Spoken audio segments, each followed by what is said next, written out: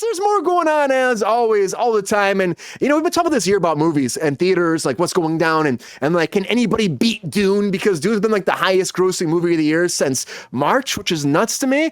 But now it's been surpassed by Inside Out 2. Can we talk about that?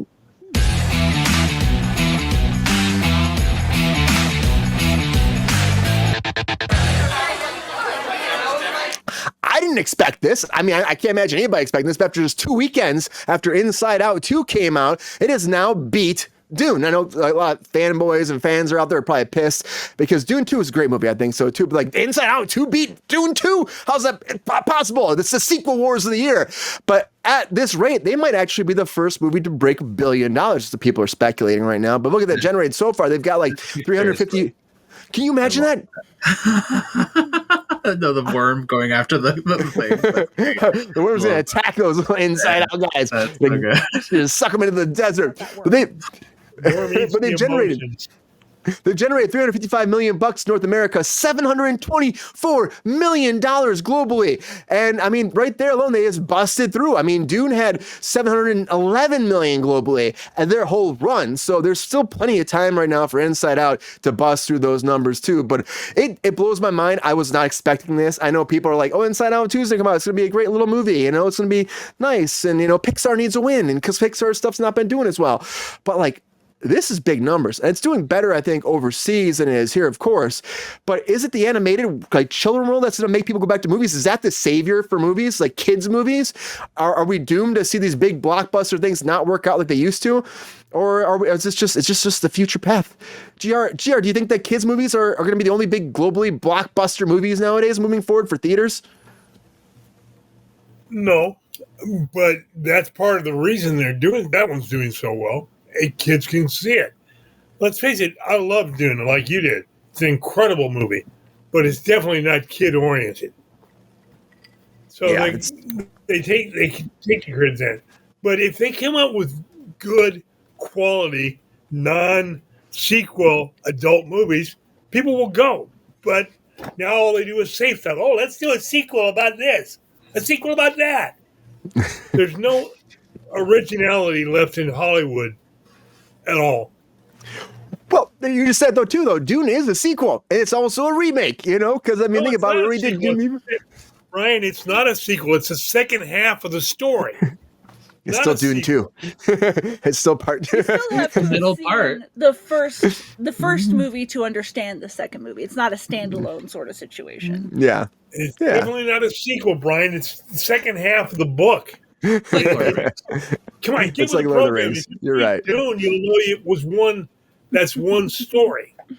It could be, Dune is just sci-fi Lord of the Rings, literally. It pretty much is. It's much different and much better. But you get what I'm saying, like as far as like epic scale and like filmmaking, like it's just like this giant grandeur experience that's going to take like 3 films to make. Like obviously, it is what it is. Are you shocked by this, Lexi? The Inside Out 2 is the one to dethrone Dune? The first film was a success. It was a very good film. It's a Pixar film. Pixar films always kill it. And it's the summer. Kids are out of school. What do you want? Like, the parents need to do something with their kids. Their kids are at home. They need to get them out of the house. It's the weekend. The movie came out on the weekend. The parents have time. They have to figure out what to do with these kids that are in the house all day. They could take them to the movies. Yeah.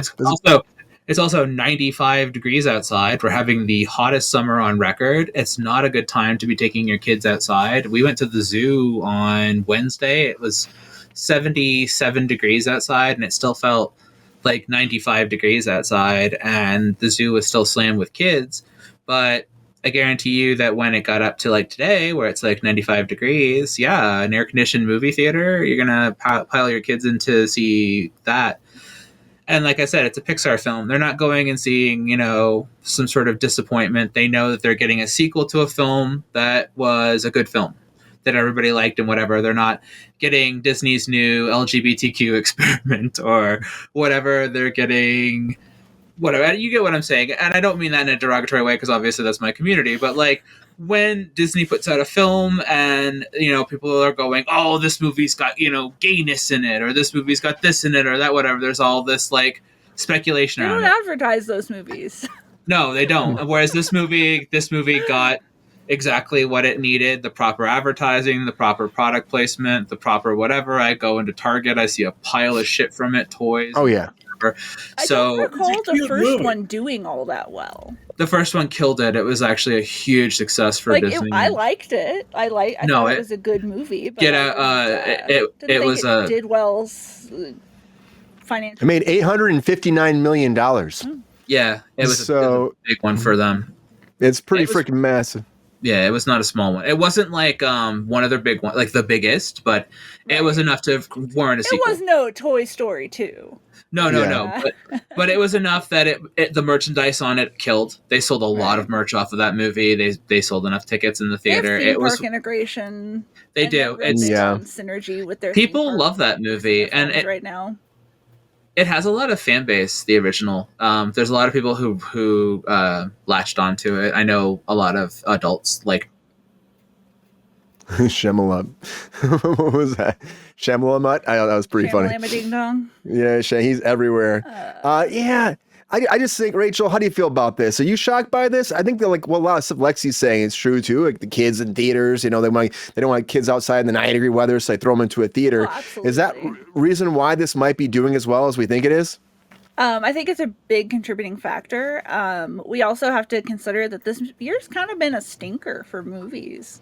So there's really not a lot of competition out there. So that too. Yeah. I mean, what else? What else is out there for kids right now? Garfield. Ooh. And that's been doing pretty well. That. So I think you can't lose when you have Pixar and a low theater attendance year. It's naturally going to get all those people who are like, I really haven't been into the movies in a long time. There hasn't been anything I want to see. I guess I'll go see this new Pixar movie. I really liked the last one, so I'll go see this. I normally wouldn't, but there's been nothing the fuck else to watch.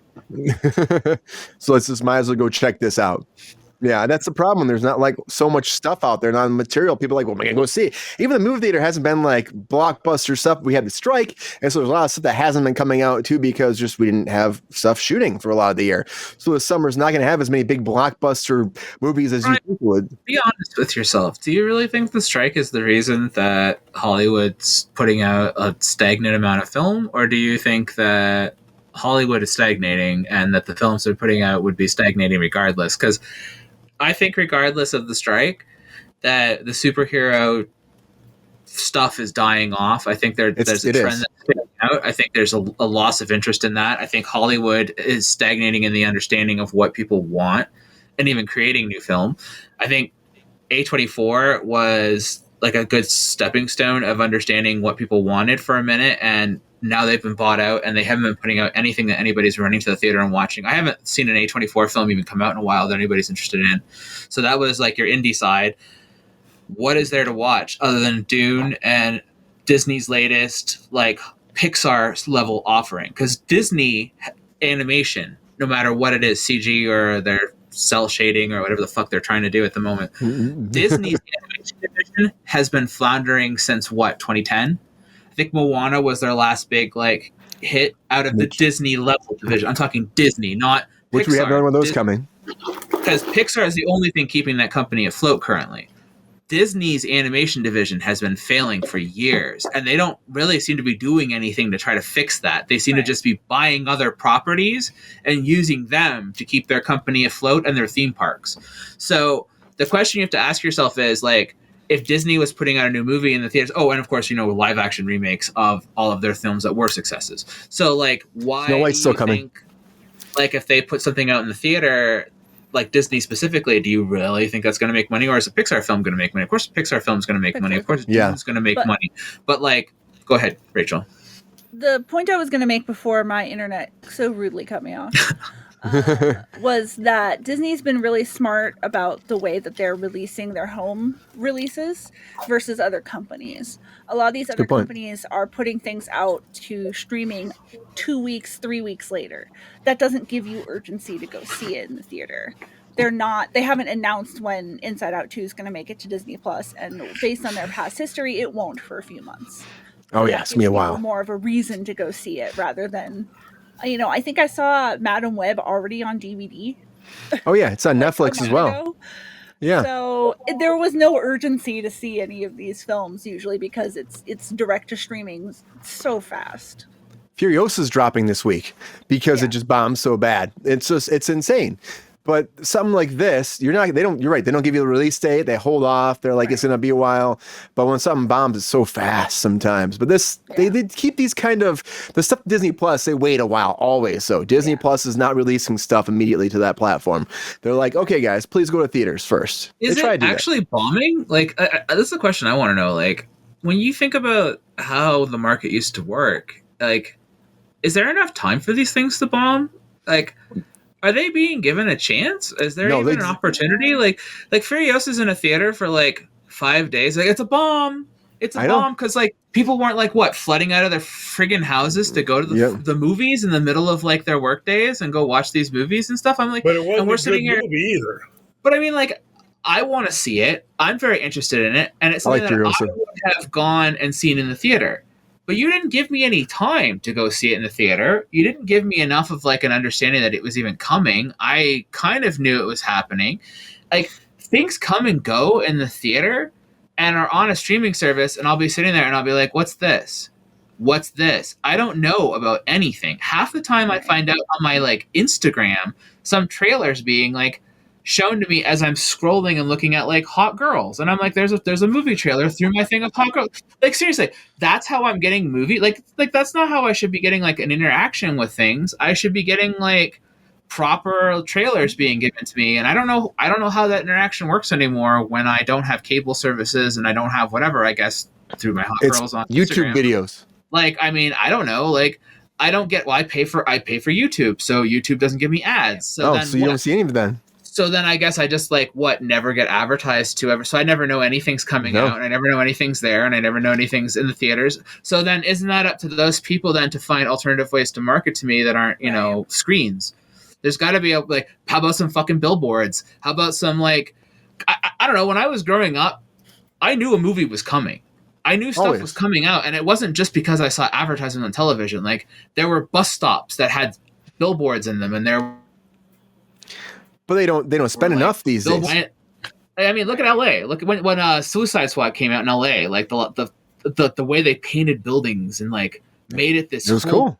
A terrible film, but like the advertising for that movie was spectacular. And I spent a lot of money. And you can drive around LA and you can still find remnants of the advertising for that movie around LA. And it's so funny because of like how crazy the branding was on that. And I'm like, that would make me go watch that movie. And I don't even care about that movie, but like, you branded it better and you found a way to like draw me into it. You got to find some viral marketing and some different ways to advertise to the youth that isn't the same shit. Cause I don't know any of these things are coming out. Lexi, that's the problem too. Old Hollywood. I mean, you look at Hollywood today, their advertising is terrible. I mean, Fabiosa or whatever they call her. Furiosa, yeah. I like Fabiosa. She wasn't the star of the movie. Fabuloso. She was a big player. That's a cleaning supply. She's just a cheap cleaner. She comes out. When you watch the movie, you'll see what I'm talking about. It's not her movie. The villain of the movie was the star. She was a big player in the movie. Yeah, it was really Chris Hemsworth's character quite a bit. Quite a bit. But it's her backstory, but she doesn't have it's really about him and her interaction. I liked it a lot, actually. I know you didn't like it, GR. I liked it a lot, and I feel like they should have done better. I think it should have been better. But like, this is what happens all the time. It's like the opening weekend doesn't go well, and they base that off everything a lot of times. If the opening weekend doesn't get the numbers they think it's going to be, then they expect it's just going to keep going down, and they're not going to make any money. And so there are instances where all of a sudden it jumps back up, but they sometimes, as soon as that first weekend bombs, they go, well, let's just start getting do a 30-day window now. So 30 days in theaters, then we'll go right to streaming, and then we'll get it out there, digital streaming, right away. You have to fight for it, that 90-day window or that 120-day window. You have to fight to get that. Those days are gone, I think. Damn much on every single movie these days.